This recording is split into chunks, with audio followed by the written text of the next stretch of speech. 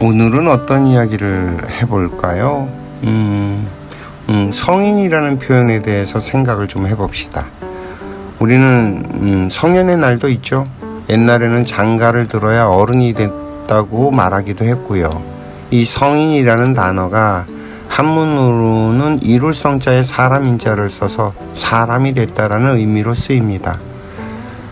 그러나 아이고 이 인간아 할 때는 좀 비하하고 비아냥거리는 의미로 쓰고요. 인간과 사람 다 같은 의미로 이해를 하는데 용도는 좀 다른 것 같아요. 우리말에 이런 부분들이 좀 많죠. 인간이라는 단어를 보면 사람인과 사이 간자를 쓰는데, 그래서 사람들 사이에서 살아가는 사회적인 동물이라서 인간이라고 표현한다고 학자들은 설명을 합니다. 말이야 하기에 따라서 코에 걸면 코걸이, 귀에 걸면 귀걸이라 말장난 같아지기는 하지만 이 사이간자의 의미가 무엇일까를 생각해 보는 거죠. 인간은 분명히 동물은 아닌 셈이에요. 그렇다고 동물의 육신을 벗어나진 못한 존재죠. 동물과 신의 중간? 그래서 이 사이간자를 쓰는 게 아닐까 하고 생각을 해보는 겁니다. 우리가 중생이라는 표현을 쓸 때도 무리중자를 사용하지만 같은 음가를 쓰는 것 가운데 가운데 중으로 생각을 해보면 역시 중간적인 삶을 사는 존재라고 의미를 해석해 버릴 수도 있죠. 도인들 가운데 이런 분들이 좀 많아요. 음가를 그냥 그대로 써서 의미를 풀어버리는. 그래서 저도 이 성인이라는 말도 한문으로 풀지 않고 음가를 그대로 써서 생각을 해봅니다. 나이가 들어서 성년이 된다는 의미도 있지만 성스러운 사람이 된다는 의미로 풀어보는 거죠. 즉 성스러운 사람이 바로 어른인 셈이고요. 여기서 또 재미난 게 성스러운 인간이라고는 하지 않는다는 말이죠. 인간과 사람이 이렇게 의미가 좀 다른 것 같아요. 인간, 즉 동물적인 존재에서 벗어난 상태를 사람이라고 표현하는 게 아닐까 합니다.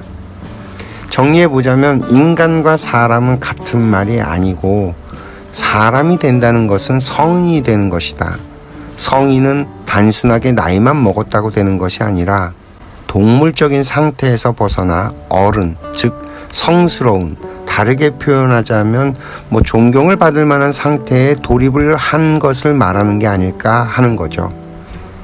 이렇게 말장난 같은 이야기를 하는 것도 사실 이 사회에 어른이 보이지 않아서였습니다. 제가 어릴 적 자랄 때만 해도요, 이 사회에는 어른들이 많이 있었던 것 같았는데 정작 제가 다 크고 난 뒤로는 어른들이 보이질 않아요.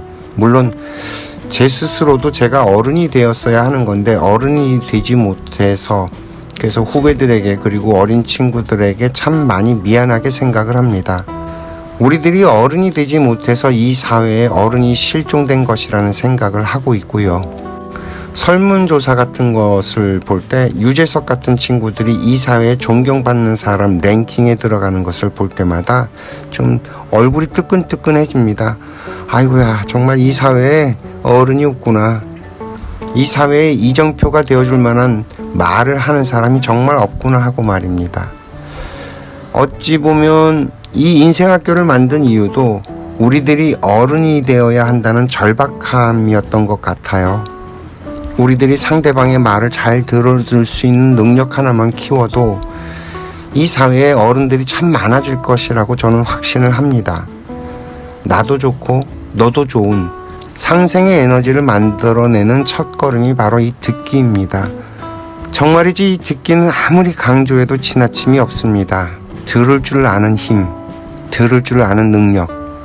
우리는 사실 초등학교 때부터 이 훈련을 해놔야 하는 건데 아직 공교육이 이 프로그램을 넣을 만큼 준비가 되지 못해서 그것도 참 그래요. 언젠가는 그럴 날이 오겠죠. 오늘 이야기는 여기까지 또 하겠습니다. 오늘도 시청해 주셔서 감사합니다.